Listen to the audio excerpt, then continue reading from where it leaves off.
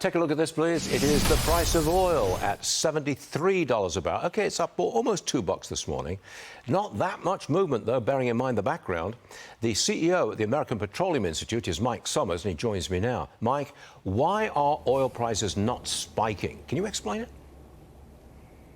Yeah, well, one of the key reasons why oil prices aren't spiking is really because of American production. Think about how far we have come. In 2005, we were importing about 60% of our oil. Since then, we have tripled production here in the United States. It's truly a story of American innovation and American technological growth in the oil patch. And the fact that oil prices haven't spiked, when in previous scenarios where there's been conflict in the Middle East, you've seen oil prices almost triple. That certainly happened in the 1970s 2 times during different oil crises, one that was sparked by an Iranian revolution. Oil prices tripled.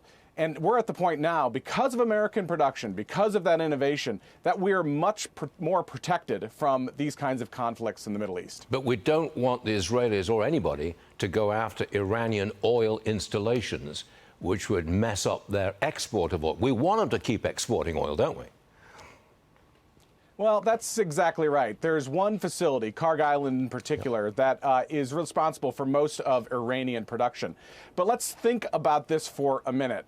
Even if Iranian oil were to come off the market, that's about 1.7 million barrels of oil every single day. We produce more in the single state of New Mexico than all of Iran produces every single day.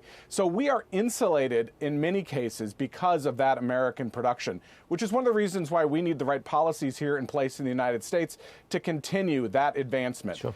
You think about these conflicts in the Middle East, most of them previously had been about energy production.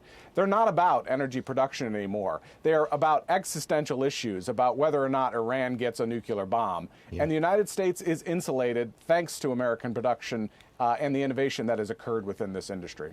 Mike, listen to what the ExxonMobil CEO, that's Darren Woods, listen to what he has to say about the effect these the strikes on Iran are having on oil. Watch this.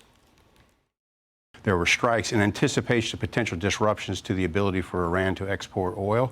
I think prices rose, and then as we've seen the attacks kind of carry their way through the weekends, that export capacity has been spared, I think, quite purposefully to not disrupt the oil supply. And so we've seen prices start to come off again.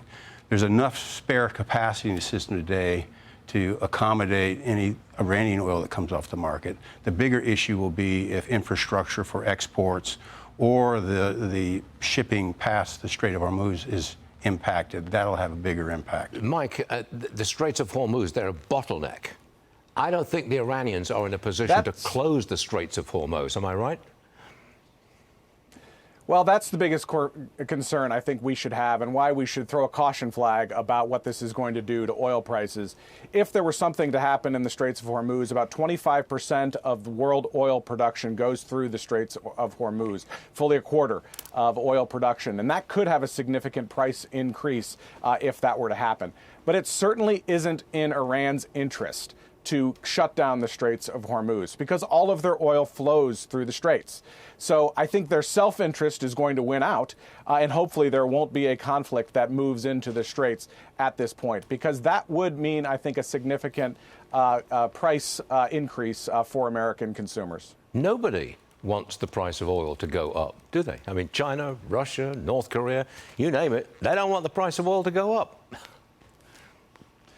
Well, fortunately, as the #1 producer in the world, we produce about 13.5 million barrels of oil a day. What that means is that we import a lot less than we used to just about a decade ago. And what that has meant for American consumers is that we have much more stable prices, even when we have these crises going on in major production regions. We are a beneficiary of that incredible innovation that has occurred as a consequence of the fracking revolution that started in 2005. And it gives us, as a country, a lot more flexibility when we're dealing with these foreign policy crises in the Middle East. Mike Sommers, we are reassured. Thanks for joining us. Appreciate it. Good luck.